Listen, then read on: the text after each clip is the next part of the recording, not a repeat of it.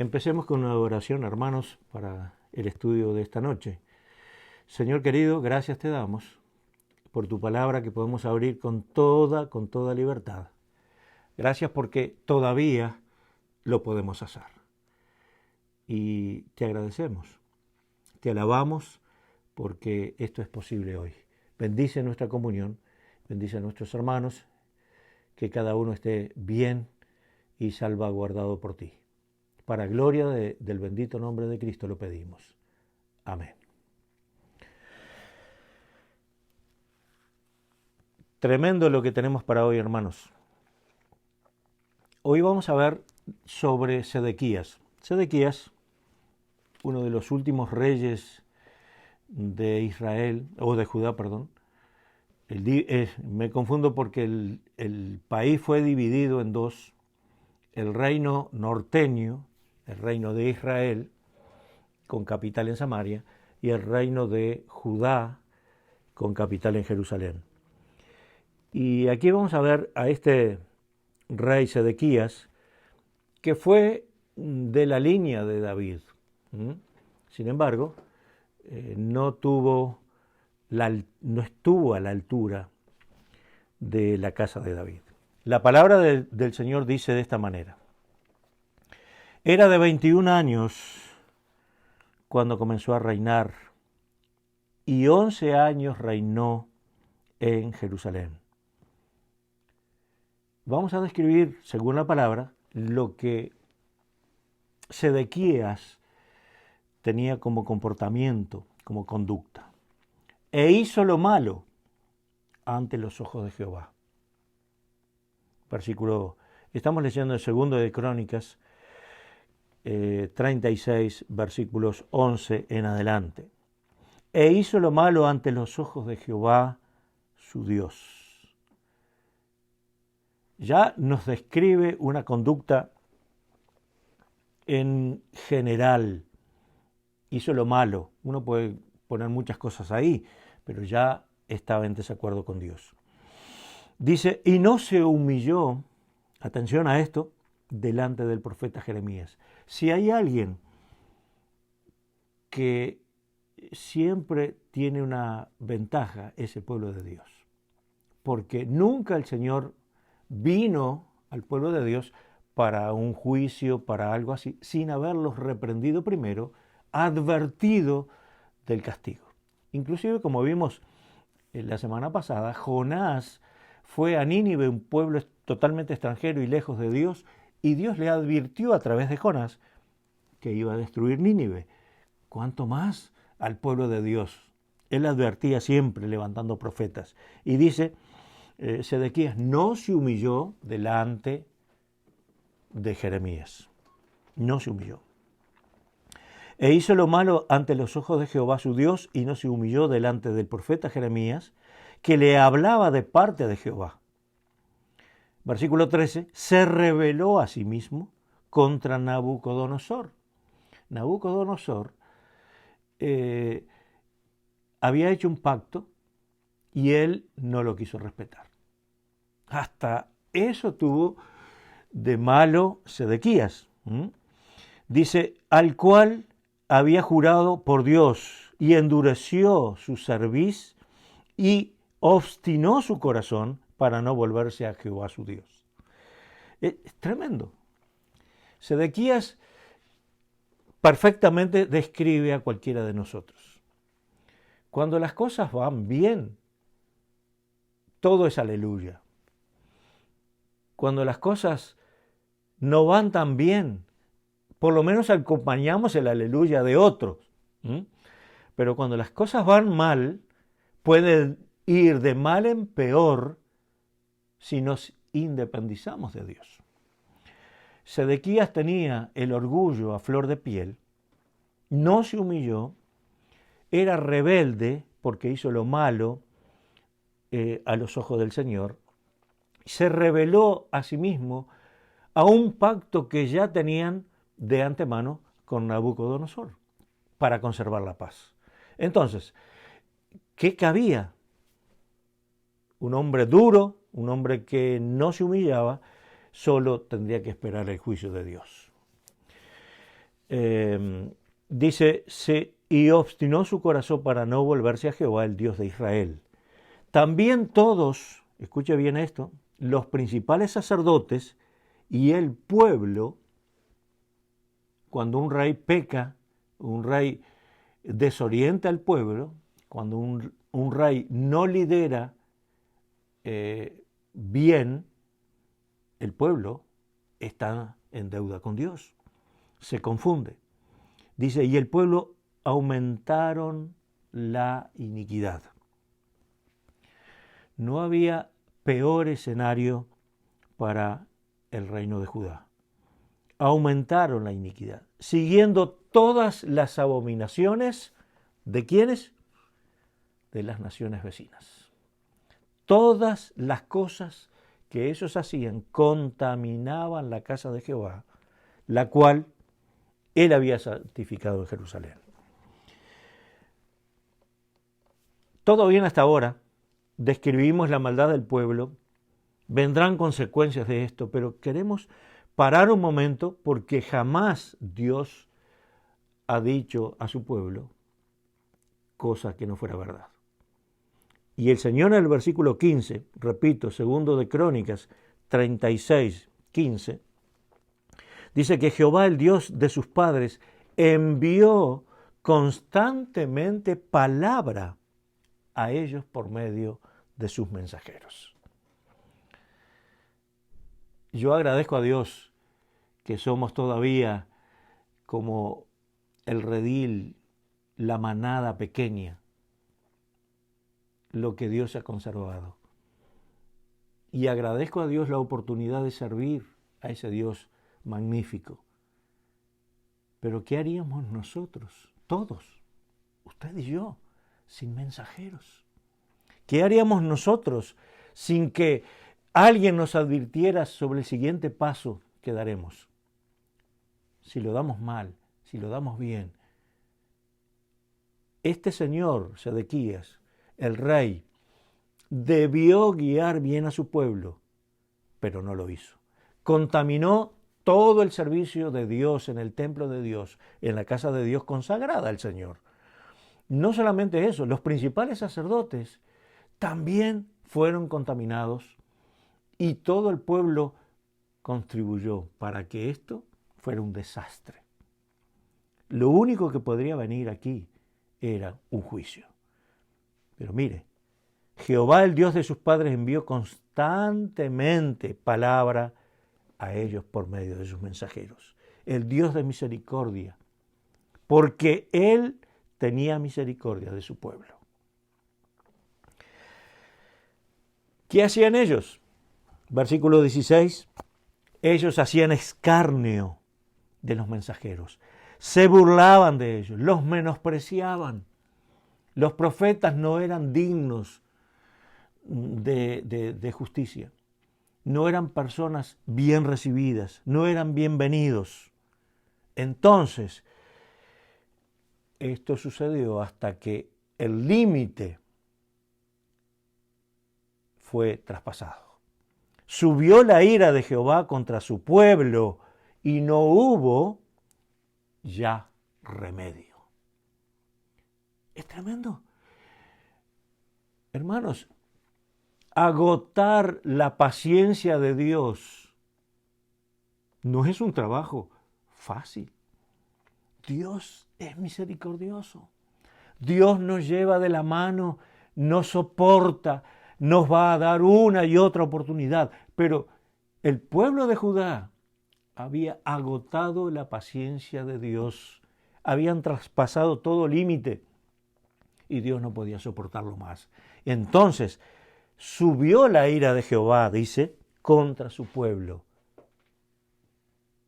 Contra su pueblo.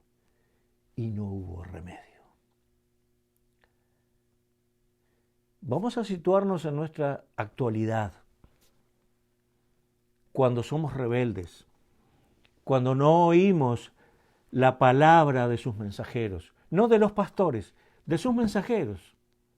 Llamemos el apóstol Juan, llamemos hasta Judas, llamemos a Santiago, cualquiera de ellos.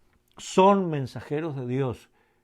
Nosotros tomamos de ellos, lo digerimos, lo hacemos nuestro y luego lo entregamos al pueblo. No inventamos nada.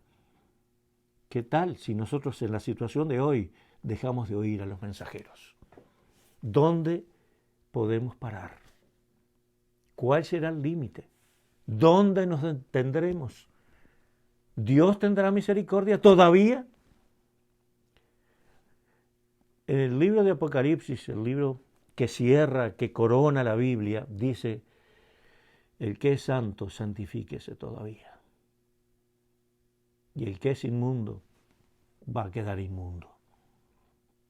Entonces, hermanos, no perdamos la referencia. Nosotros hemos sido puestos por el Señor. El apóstol Pablo, en una manera muy armoniosa con su pensamiento, dijo: y si yo no predico de buena gana, me es impuesta necesidad. Entonces, los mensajeros estamos prácticamente obligados a decirle a ustedes, decirnos a nosotros mismos el mensaje de Dios. Jeremías no recibió el beneplácito del rey Sedequías. Jeremías fue burlado. Jeremías después lloró sobre Jerusalén, o al ver la ruina de Jerusalén. Muy bien, ¿cuáles serán las consecuencias? ¿El Dios de misericordia puede perder la paciencia? Sí. No la paciencia en sí, pero sí Él es justo a la vez que es misericordioso. Es amoroso a la vez que Él no va a traicionar su justicia y su santidad. Entonces, todas estas facetas de Dios, al conocerlas, nos guiarán por la senda correcta.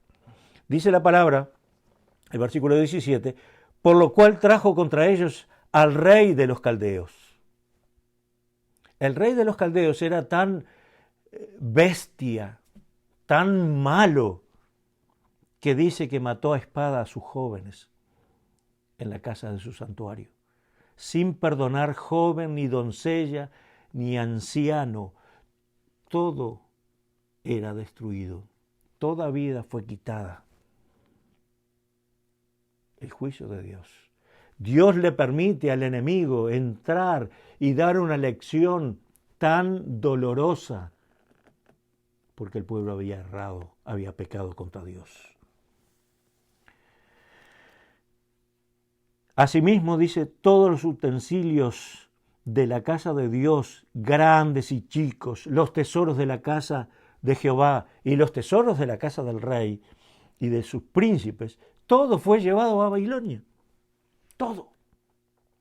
Y quemaron la casa de Dios. Rompieron el muro de Jerusalén y consumieron a fuego todos sus palacios. Cuando Dios desata su ira, puede usar a un enemigo, puede usar a uno de afuera para llamarnos la atención.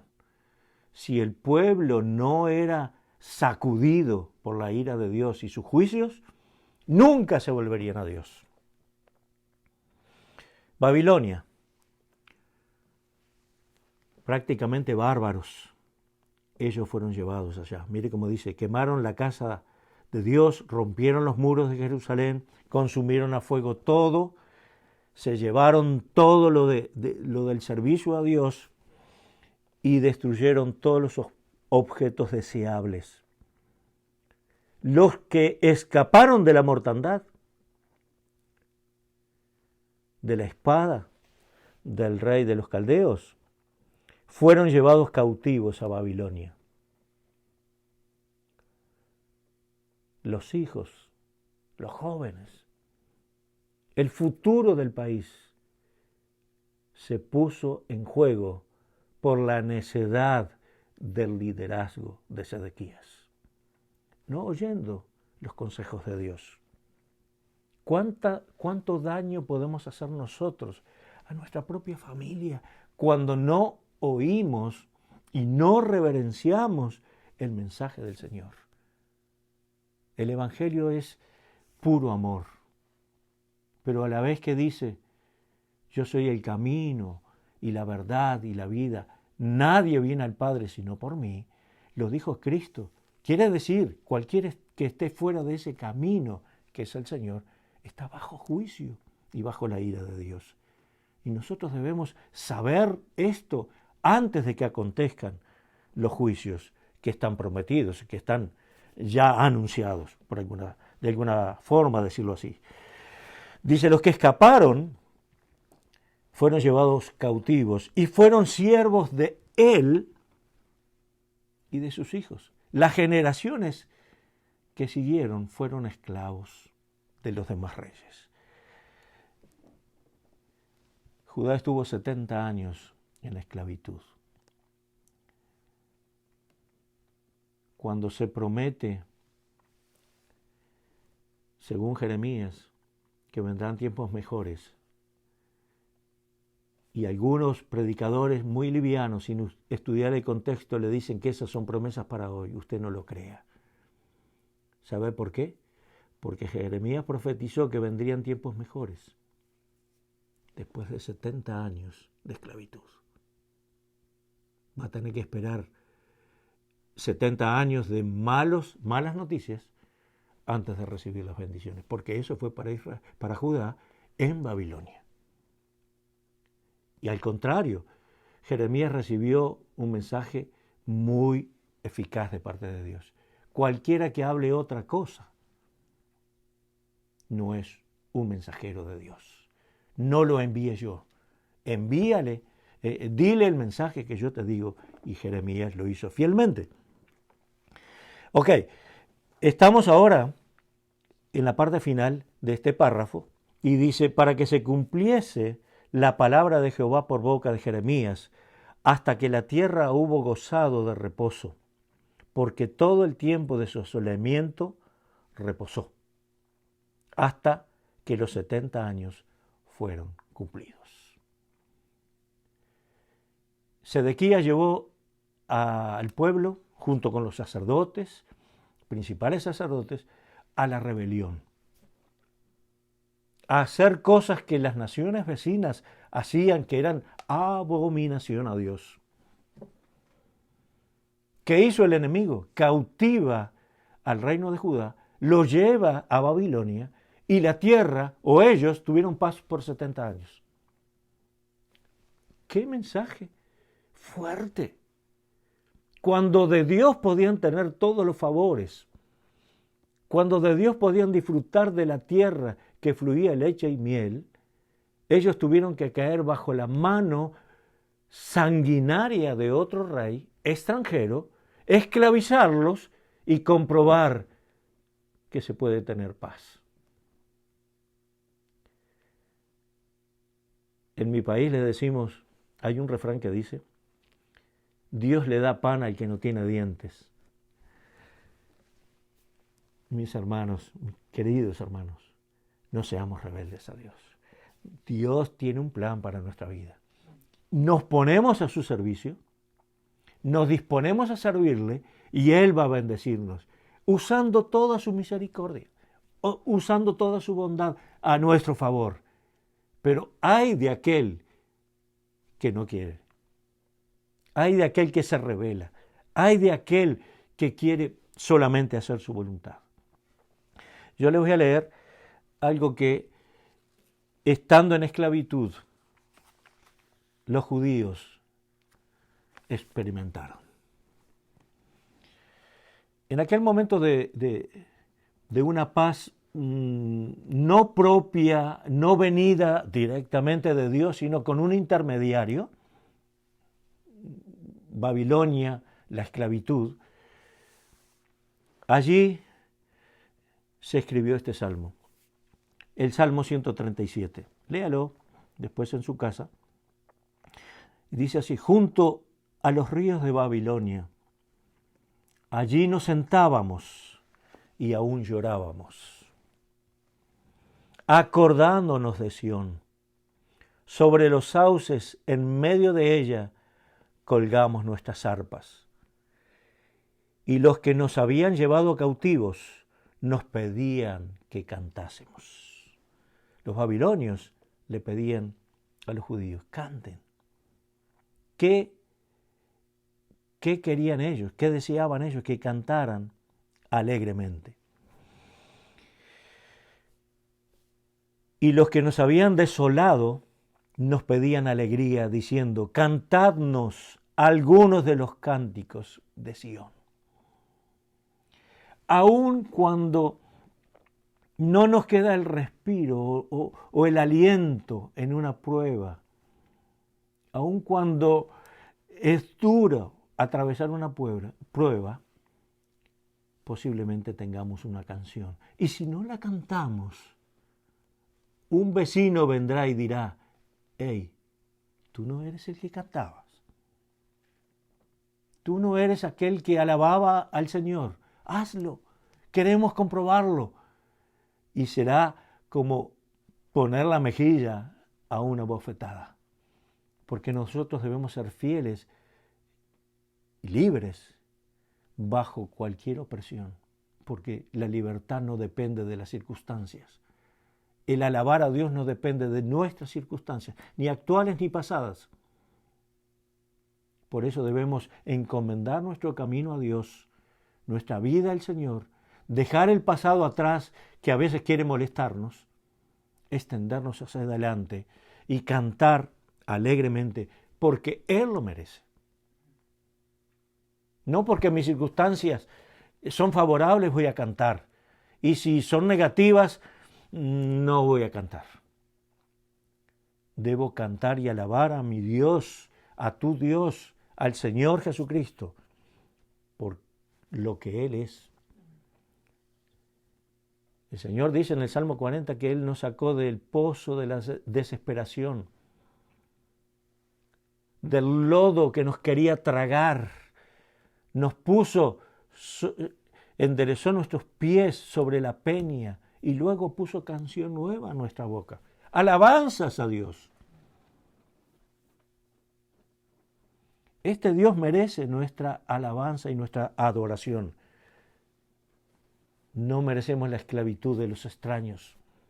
No traigamos cultos o tradiciones de estos otros pueblos u otras religiones para mezclarlas con la adoración al verdadero Dios. Dios no se va a alegrar de eso, pero sí de nuestra canción que recuerda a Sion, que recuerda a Jerusalén. Dice el versículo 4 del Salmo 137, ¿cómo cantaremos cántico de Jehová en tierra de extraños? Si me olvidare de ti, oh Jerusalén, pierda mi diestra su destreza. ¡Wow! ¿Qué estamos dispuestos a dar cuando la memoria nos falla? Cuando otras cosas nos aturden y olvidamos a quién debemos dar gloria. Si yo tengo en poco a Jerusalén, en este caso a la ciudad de Dios, a la ciudad de David, que yo pierda la destreza de mi mano derecha, es un precio muy alto. Pero así lo dice el Salmo, así lo dice el salmista. Mi lengua se pegue a mi paladar, si de ti no me acordare. Si no enalteciere a Jerusalén como preferente asunto de mi alegría. Saquemos de lo hondo de la pena una canción. Saquemos de lo hondo de la angustia una canción. Una canción que Él merezca. Y si hay gente desanimada, la canción animará. La canción arrimará ese corazón a la bendición de Dios. Jeremías lloraba sobre Jerusalén. Así le titularon el lamento de Jeremías. Él lo hizo porque la destrucción fue tal que su corazón fue movido, fue emocionado. No se puede quedar uno como si nada pasara cuando los muros de la ciudad han sido totalmente destruidos. La casa del Señor es humo y ruina y fuego. Cuando los utensilios de la casa del Señor consagrados al servicio del verdadero Dios han sido llevados a tierras extrañas, con otros dioses. Todo este desastre, lamentablemente, comenzó en el liderazgo. Yo le voy a pedir un favor. Lo mejor que puede hacer por mí es orar. Pida al Señor que los líderes seamos fieles, fieles a su palabra, fieles al compromiso que tenemos con Dios, para poder guiarles mejor y que ustedes también encuentren el reposo, las aguas de reposo para descansar, los pastos verdes para alimentarse. Y nuestra oración a favor de ustedes es constante. Hasta soñamos que oramos por ustedes. Y nos levantamos como que hubiéramos hablado con ustedes. ¿Cómo es posible? Estamos en una sintonía casi inconsciente. Y eso va a crecer, hermanos. ¿Sabe por qué? Porque Dios está preparando a la iglesia para cosas tremendas. Para la multiplicación. Porque todo va a llevarnos a la gloria. Todo lo momentáneo parece ser difícil de vivir, pero dice el Señor, hay pruebas que duran un tiempo, pero Dios dará la salida. Y esa salida no es la que siembra el hombre, porque todo lo que el hombre siembra va a cosechar. Si siembra maldad, maldad cosechará. Si nos burlamos de Dios, la ira de Dios está sobre nosotros. Entonces, voy a tomar las palabras de otra persona. Hagamos feliz a Dios. Alegre el corazón de Dios. Hagamos que Dios esté contento con tu vida, con mi vida, con nuestra alabanza. Él mora en medio de un pueblo que le alaba. El pueblo deja de alabar y el diablo el enemigo comienza a tejer su red de maldad para llenar nuestra cabeza y nuestro corazón de cosas que no convienen. Cantemos a Dios. Cantemos al Dios vivo. Cantemos al Dios que resucitó a Cristo de entre los muertos. Cantemos al Cristo que viene.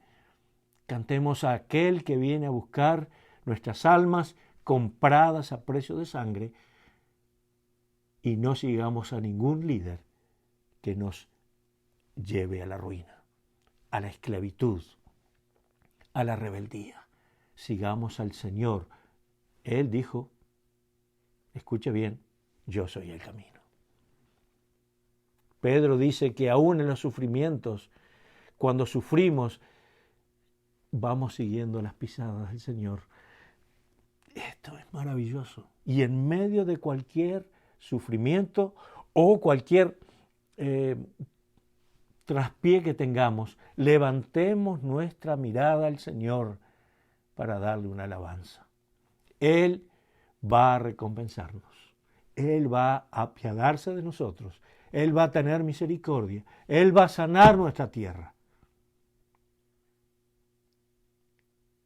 Cantemos a Dios. Bendiciones. Que tengamos una buena semana.